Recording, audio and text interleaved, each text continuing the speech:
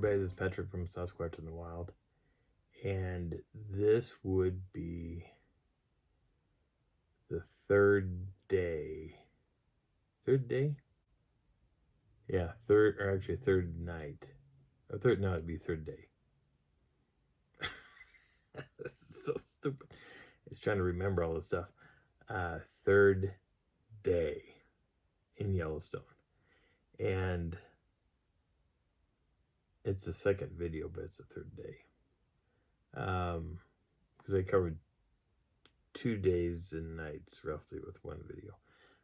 So the third day there, we decided to get up and explore. And that's the day that we were technically robbed from the people next door to us. Not next door. They were camping next door to us. And we took the little ticket thing off, or left the little ticket thing on there. And when we left, we came back and our ticket thing was removed all the way. So we told that to the ranger, and they said that people do that, but your spot is still there. You're paid for that spot anyway. I was like, okay. So we went back and we toured around, and I said I really want to see the park. And so we started driving around different areas. Again, I was still hoping to see a grizzly. Never saw one. But I saw plenty of elk, saw some moose, saw buffalo. And when we're driving down the main road from the area we were staying, I would see a structure. And so I would find a spot to pull off. And of course, there's 10,000 people behind you wondering what you're doing and why do you have a camera and what are you photographing. And man, they slow down. People say, oh, what is it? What? Got cameras? Oh, what is it? And I'm walking around taking photographs of structures. And they don't know what a structure is. They have no idea. They don't know what I'm doing. And they say, so what are you looking at?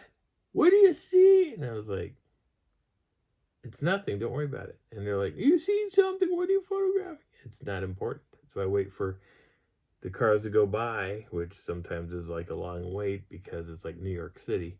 And eventually you get across the road, and we would get into the car and drive a little bit further. And Darla never wanted to hike, so she'd never stepped out of the car. And that was probably the smart thing to do. But I was told after a while, trying to cross these major roads, that people don't really pay attention. And a lot of people get hit as they're walking across the road because they see an animal or something and they want to go so you can get the best shot. It's like driving through a zoo with no cages. And that's what Yellowstone is. It's a glorified zoo with no cages. So if you go wandering around out in the woods, you can get attacked by the local wildlife. It can be a grizzly. So, in fact, there was a couple grizzly attacks that happened there. One of them was to a park ranger, and he had a day off, and he was riding his mountain bike through the park, and a grizzly got him.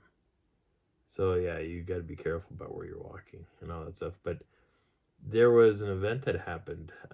We had pulled into this turnoff, main road, going down to our spot, and there's a turnoff, and there's a lake. I want to say it's the same lake that we were camping near.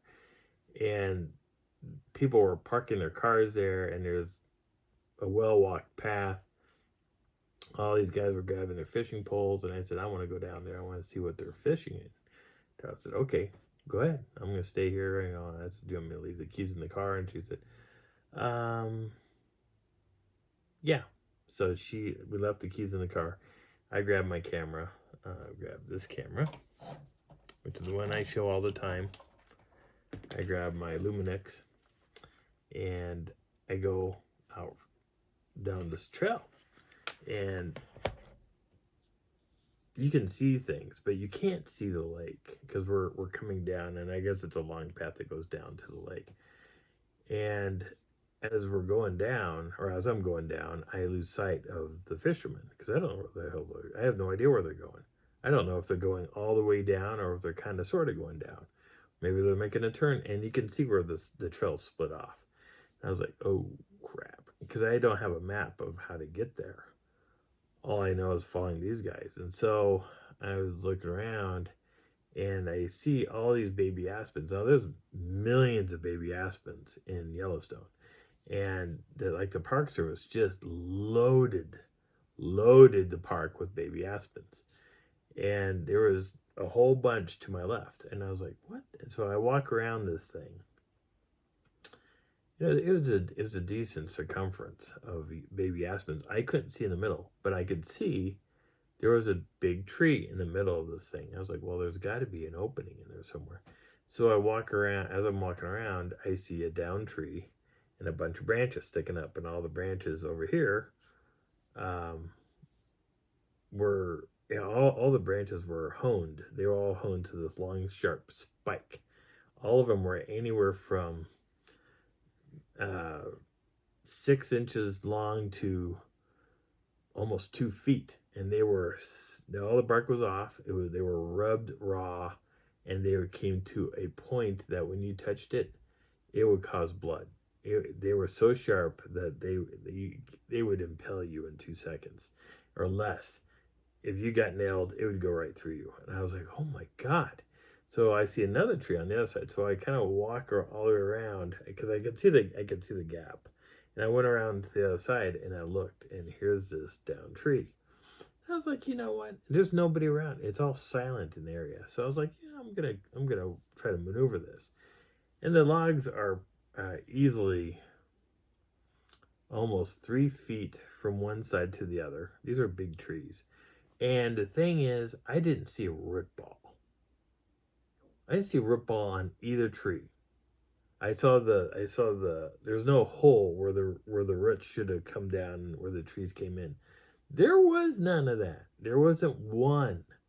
I saw where the roots were at, from the tree itself, but I didn't see a hole because those trees should have dropped right onto all those aspens, and they were dropped in, but there wasn't a hole where the tree came out of.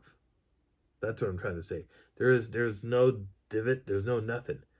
You can see where the tree fans out a little bit, and that's it. So there's no reason for those trees to be there. None. Absolutely zero reason. So I get onto that tree, and I'm walking in it, and I'm walking carefully on it. And I get almost across, and my feet slip.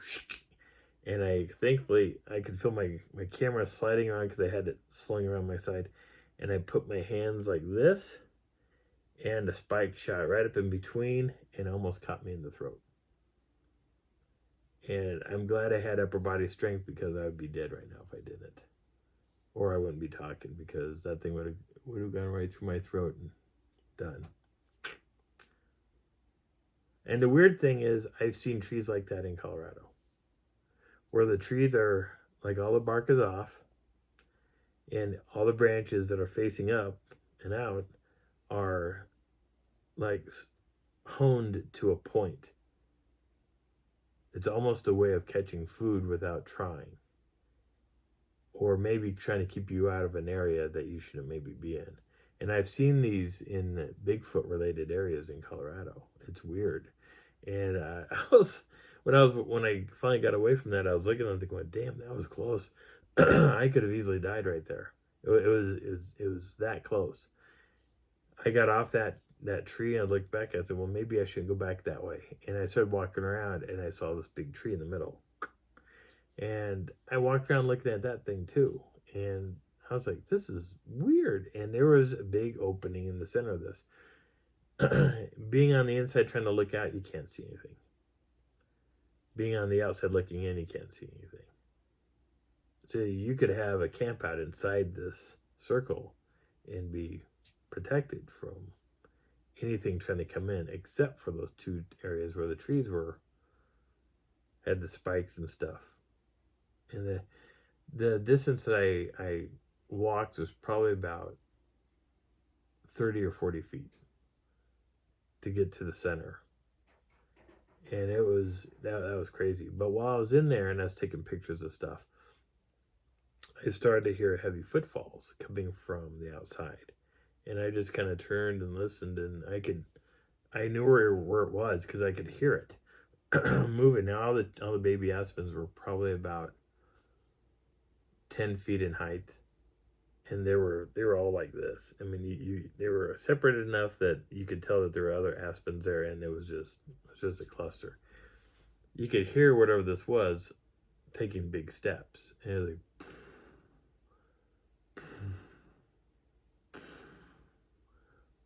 and I was like, what's coming around? And I started thinking of two things. Either this is a really big grizzly bear, for whatever reason I can hear him moving, him or her moving. Or two, this is a Sasquatch. And I kept looking up to see if I could see him, and I couldn't see him. But I could hear, every time there was a step, I heard, oh, oh, oh, and that started telling me bear. Even though I could hear the footfalls, and that's telling me Sasquatch, but the sound was telling me bear. And I was like, oh no. And then where I'm at, I am a food source in a small cage. this thing came around, and I was like sitting there going, oh God. And this was making me worried, because this thing was coming around to about where that tree was, and I was like, something's coming, and I have nowhere to escape. And so I started backing up to the tree that I just crossed, and I got on it, and I was like, oh God, please, I don't want to fall through. I don't want to get stabbed. I don't want to be impaled. And I looked back, and I could see the shadow coming in play, and I'm like, nope. And so I got onto the tree, and I slowly started making my way back off that log, trying to get as fast away. And the funny thing is, you got the log, and then you got trees. So you have the log, and you got trees going all the way back, and it's really hard to grab hold of these trees because the trees are doing this number. And I was like, oh God, oh God, oh God, oh God. I get across that log just as whatever this is entering the center. And I was like, oh Lord. and I kind of leaned back to hopefully not let it get eyesight on me, because I don't know how a bear is going to maneuver this, but I could hear the log shifting as this thing was coming across. I could hear it moving back and forth as I was getting off, and I was like, no, because I want to see a grizzly bear, but I want to see it at a distance. I don't want to be at the chargeable distance. I want to get, and I would be able to see it through the camera lens, far enough away, maybe hunting in a river or something. I would be okay with that, but this was freaky, and I was like, no. Got away from there, and I kept looking back to kind of see what it was, but whatever it was staying behind that tree. I couldn't see it, and it couldn't see me because it was standing behind this really big tree in the center, and I was like, nope, I'm not going to wait to see what this thing is, and because I don't want to take that chance of this might be something that may have cubs. And I was like, nope. So I started hiking back out, and man, my hairs on my neck were just standing on end. It was craziness. Get back to the car, and I think Darla was reading, and I knocked on the glass. I said, okay, I'm done. It goes, you're not going to explore anymore? I said, I had an encounter with something out there, and I don't know what it was. And she goes, you didn't stay and find out? And I said, no, I was in the middle of a tight cluster of baby aspens looking at stuff, and something came around and came across this log without too many problems, unlike me, where I had to put my hands like this and run the risk of getting, impaled by a spike, as I didn't really want to die today. She was like, oh, do you want to go somewhere else? I said, sure. So we ended up driving down, and we were going and looking at pools, and there are little pools everywhere, and they tell you don't go to the pools. And there was a couple, and I kid you not, they were holding a child. Like they were mom, dad, kid, right? The kid's like swinging around, and they walked that kid over to that pool, and they were doing this number to the kid. And the kid was like, hey. If they would have dropped that kid into the pool, that kid probably would have died. It was just like, what the hell are these idiots doing? And these are tourists doing stupid things in a national park.